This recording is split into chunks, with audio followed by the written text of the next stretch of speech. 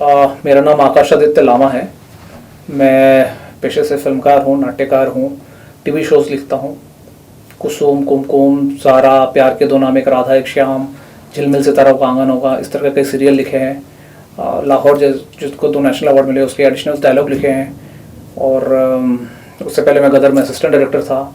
मैंने कई नाटक लिखे हैं, प्रोड्यूस किए हैं, जिनमें से एक मोहनजोदारो है, जिस मोहनजोदारो में से कई टीवी के नॉन स्टार निकले हैं, जैसे जोधा अकबर की जोधा, उन्होंने शुरुआत हमारे नाटक से की थी इस मोहनजोदारो से।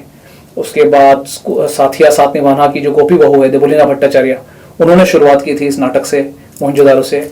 उसके बाद अफसर बेटिया मिताली नाग, उन्होंने शुरू की थी इस नाटक से अपना करियर का, यू कह सकते हैं। उसके अलावा अमन वर्मा, अशोक बंटिया, रौनक आहूजा, बिनी शर्मा, इन सब ने कभी ना कभी इस नाटक में उन्होंने काम किया है। नागेश सालवन उन्होंने काम किया है। लाहौर फिल्म के जो हीरो है अनाहत सिंह, उन्होंने इस नाटक मोहनजोदारो में काम किया हुआ है।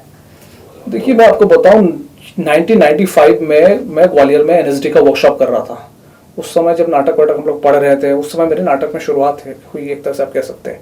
जब ये सब मैं कर रहा था, तब मुझे इस मोहनजोदारो नाटक, मतलब मुझे लगा मैं कुछ डिफरेंट करूं।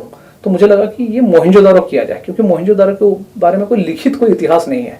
खुदाई में जो कुछ मूर्तियां निकली हैं वही है, जैसे एक दाढ़ी वाले प्रिस्ट किंग, एक डांसिंग गर्ल, इस तरह कुछ मूर्तियां निकली है। उसके अतिरिक्त जो है उसका कोई रिटन इतिहास नहीं है मोहनजोदारो का। तो मैंने कहा इस पे मैं काम करता हूँ, लेकिन उसके लिए मैं लिखने के लिए क्या करता, मेरे पास तो कोई कहानी नहीं थी।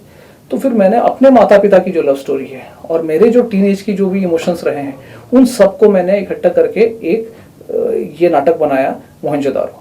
और जब मैंने लिखा ये 95, 96, 97 में, इस पर रिसर्च किया मैंने, इसका पीरियड बैकग्राउंड रखा, बाकी जो इमोशंस, जो कैरेक्टर, जो कहानियाँ थी अपने, जो वो हमारे मेरे कुछ मेरे थे, कुछ मेरे पेरेंट्स के थे, उसको मैंने जोड़ के बनाया।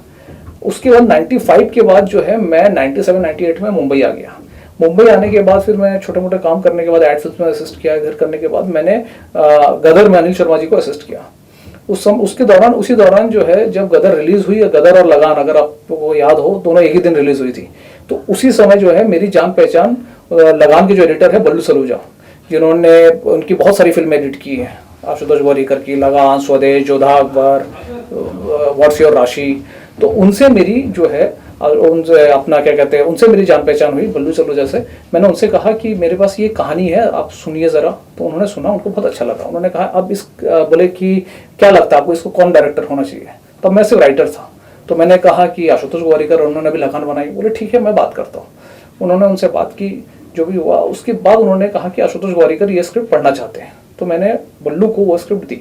आशुतोष गोवारिकर ने उस स्क्रिप्ट को लिया, उन्होंने 4 दिन रखा स्क्रिप्ट को। 4 दिन के बाद उन्होंने वापस कर दिया बल्लू को। मैंने बल्लू से पूछा कि क्या बात हुई। उन्होंने कहा कि भाई आशुतोष गोवारिकर अभी कोई ऐतिहासिक विषय पे फिल्म नहीं बनाना चाहते, क्योंकि उन्होंने अभी भी लगान बनाई है। मैंने कहा ठीक है। बात ये आई गई हो गई। उसके बाद जो है मैंने उस स्क्रिप्ट को जो है कॉपीराइट करवाया। कॉपीराइट करवाने के बाद मैंने उसके इस बीच में मैं भी असिस्टेंट डायरेक्टर से राइटर बन गया। टीवी के बहुत सारे शोज लिखे, कुछ 2,500-3 हज़ार अलग अलग सासबू वाले सीरियल लिखे, जैसे मैंने बताया, लाहौर का एडिशनल डायलॉग लिखे, कुछ और फिल्में लिखी, नाटक। फिर मैंने अपना थिएटर ग्रुप शुरू किया, जो मेरा थिएटर पहला प्यार था, थिएटर ग्रुप शुरू किया। और 2010 के आसपास मुझे जब पता चला कि ये आशुतोष गोवारिकर इस पर फिल्म बना रहे हैं, तो मैंने उनको एक मेल भेजा। मैंने बोला कि शायद अब उनको याद ना हो, इतने समय हो गया, तो मैंने उनको एक मेल भेजा कि गोवारिकर जी, मैंने आपको ये स्क्रिप्ट पढ़ने के लिए दिया था, है ना, बल्लू के थ्रू, और आपने वो स्क्रिप्ट पढ़ी थी। आपने कहा था कि इस समय मैं कोई हिस्टोरिकल फिल्म बनाना नहीं चाहता हूँ, इसलिए आपने वो स्क्रिप्ट वापस कर दी थी। और मेरा कोई इरादा नहीं है कि मैं आपको फिल्म के रिलीज, अगर आप बना रहे हैं तो फिल्म के रिलीज के समय ब्लैकमेल करूँ, या मैं आपको उस समय चीप पब्लिसिटी के लिए करूँ। तो इसलिए मैंने अभी आपको कर रहा हूँ, आपने अभी तक फिल्म अनाउंस भी नहीं किया। तो अभी इसीलिए मैंने सोचा कि अभी तक आपने फिल्म अनाउंस भी नहीं किया, मैं आपको ये स्क्रिप्ट दे रहा हूँ, वाले आपको मैंने स्क्रिप्ट दिया था, तो इसलिए आपको मेल भेज रहा हूँ। उनका कोई जवाब नहीं आया, और गोवारिकर जी का कोई जवाब नहीं आया। जब नहीं आया तो फिर मेरे प्ले, इस बीच में मैंने इन्फिनिटी वेंचर करके जो कंपनी है, उनके साथ मैंने ये प्ले शुरू किया। और हमारा ये कंडीशन रहा कि ये प्ले जो है, जब प्ले अगर सक्सेसफुल हो जाएगा तो हम इसके आगे फिल्म बनाएंगे इसका। हमने एक काम किया और प्ले बहुत सक्सेसफुल हुआ। आप जुहू चौपाटी पे इसके होर्डिंग्स लगे, बैंड्रा में होर्डिंग्स लगे, बोरीवली में होर्डिंग्स लगे, न्यूज़पेपर में ऐड था, हर जगह इसके, इंडिया के जितने भी प्रोमिनेंट न्यूज़पेपर हैं आपका चाहे वो टाइम्स ऑफ इंडिया हो, बॉम्बे टाइम्स हो, मुंबई मिरर हो, आपका साउथ में द हिंदू हो, कलकत्ता में टेलीग्राफ हो, अपना चंडीगढ़ में चंडीगढ़ ट्रिब्यून हो, सब ने इस प्ले की तारीफ की है। सब आप जाइए गूगल में, आप कर सकते हैं, सर्च कर सकते हैं, हिंदी प्ले मोहनजोदड़ो डालिए, आपको सब कुछ मिलेगा उसमें। ये मेरे 2010 से रेगुलर शोज हो रहे थे। फिर 2014 और इस बीच में मैंने बताया जैसे कि परिधि शर्मा जो था, उसके बाद मिताली नाग, देवोलीना भट्टाचार्य, ये सब जो है इसमें से निकले। सब इस बीच में जब मुझे 2014 में जब मुझे पता चला कि वो ऋतिक रोशन के साथ फिल्म बना रहे हैं, मैंने उनको मेल भेजा।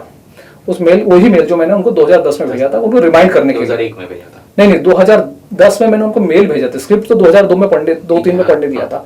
2010 में जो मैंने उनको मेल भेजा था, वो मेल की कॉपी सब मेरे पास मौजूद है आज भी, है ना। वो मेल जो मैंने उनको भेजा था, उस मेल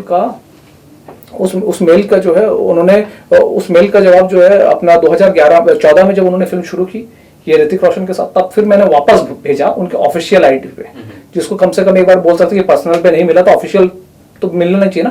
मैंने वापस उनको भेजा जो कि उनके वेबसाइट पे था, है ना। उस पर मैंने भेजा कि वही मेल को, और मैंने बताया दिस इज रिसेंट ऑफ 2010 का वो मेल, उसके करके मैंने वापस वही मेल भेजा।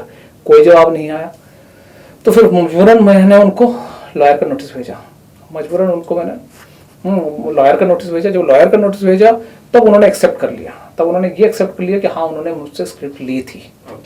2003 में उन्होंने मुझसे स्क्रिप्ट ली थी, उन्होंने एक्सेप्ट किया इस बात को ऑन रिकॉर्ड। लेकिन उन्होंने कहा मैंने वो स्क्रिप्ट पढ़ा नहीं है। अब मैं उनसे पूछना चाहता हूँ, आपने जब वो पढ़ा ही नहीं तो स्क्रिप्ट लिया क्यों था?